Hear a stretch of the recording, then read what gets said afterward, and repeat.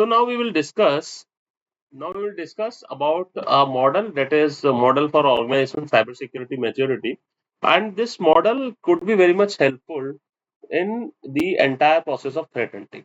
So we are talking about a model. So in this particular model, we have taken three parameters and are taken to calculate the level of organization maturity. Okay. One more thing I want to mention here that this model is my personal proprietary model, and I have already filed a patent for this particular model. For this particular model, I have already published one research paper in Taylor and Francis, and required simulation we have already done. So, in this particular model, we have taken three areas of concern, that is response, detection, and particularly hunting. Okay. So, responding to the input receiving is called as a response. Responding to the proactive detecting the threats existing in the networks is called the detection. And when you are discovering the TTPs of possible APT groups, it's wrong written, it is APT groups, to prevent the possible threat, it is called hunting. And this entire series is about the hunting, that we are going to understand that what the hunting is. So these three things, see, normally what's happening, only these two verticals are used by the cyber security professionals, or I would say cyber security defenders. But now hunting is getting a very much important pain area, because this will help you to understand the exact modus operandi of the particular attacker. So in this model for organization cybersecurity, what we have done, we have plotted certain values on the basis of research, where on one column we have response, on one column we have detection, and one column we have hunting. So we have found that the level which is yellow in nature is having a high cybersecurity level of maturity, and as we go downwards in this particular area, there is very low cybersecurity maturity. See, for this particular level, you can see that this area is also blue. It means the required responses is there, the required detection is there, but still the maturity is not there because hunting is zero.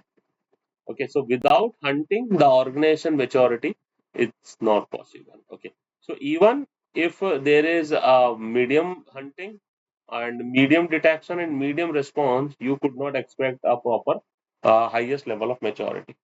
So we have done hunting, detection, and response. We have simulated, and we have already get this research published in a very reputed journal of Taylor Francis. So this could be a future prospect for the entire fraternity to understand the security model on a more holistic way. So what is threat hunting? So threat hunting is a proactive cyber defense activity. So basically, it's a proactive cyber defense activity. If we are doing anything after the attack, usually it is called a reactive model, but cyber threat hunting, it's entirely a proactive model. It is a process of proactively and iteratively searching through networks to detect and isolate advanced threats that evade existing security solutions. So, if you have put existing security solutions, then what are the attackers' modus operandi that can evade it? So, basically, we are doing endpoint threat analytics, user behavior analytics, we are doing the application threat analytics and network threat analysis. So all the things we are doing into the threat hunting. So there are certain questions into our mind that can we perform threat hunting with the resources we have. So these are certain questions that are usually into our mind, and we will discuss one by one and get answers to these particular questions. So there are three common myths about hunting. That what is hunting we have seen, but there are certain myths into our mind that what are basically hunting and who is actually going to do this hunting. So first myth is that hunting can be fully automated. So the big answer is no. hunting cannot be fully automatic, and hunting always require a human analyst. Without human analyst, hunting cannot be automated. Whether AI got a huge reputation nowadays, AI is impacting each and everything, but hunting is something that human intervention, human touch is very necessary. Secondly, hunting can only be carried out with the vast quantities of data and a stack of advanced tools. So it's also absolutely no answer. With the basic data you have and with the basic tools you have, you can start with your hunting. I think so. In the entire sessions previously, we have talked about around 20 to 30 tools, and which are publicly available. They are open source available. Each and every tool has a value towards the security, and they can be used to safeguard the environment and to safeguard the organization. The myth three is hunting is only for the elite analyst. Only the security 1% with years of experience can do it. Again, the answer is no. No elite analyst is required. You, as a fresher, can start the threat hunting if you have the basic concepts clear, like David J. Binaka pyramid of pain, the TTP concepts, and you have a well versed on the particular area of miter attack. So these are the three common myths for hunting. So, if you want to do a successful hunting, so basically it is tied to the capabilities in three different areas. First is planning, preparation, and process. So, you need to plan the entire thing properly. You need to prepare the organization. You need to create the processes. Definitely, experience about the security, about the protocols, about the network infrastructure, about the asset inventory of your organizations. Efficiency is always required and expertise towards the system, towards the security. You need certain tools, techniques, and technology, and that could help you in completing the project means towards a successful threat hunting.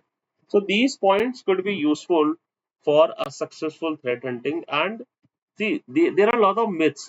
There are a lot of myths, and these myths need to be busted. That's why I have initially put this slide that why these myths are to be busted. Now, to start with the hunting, you need to select your favorite attack model. Okay. So there are four attack model I have shown on the screen, but there are sometimes more attack models that are available into the screen. So we will see certain attack models one by one. So the first attack model is Lockhart Martin Cyber Kill Chain. So it's a kill chain. Basically, why it is known as kill chain?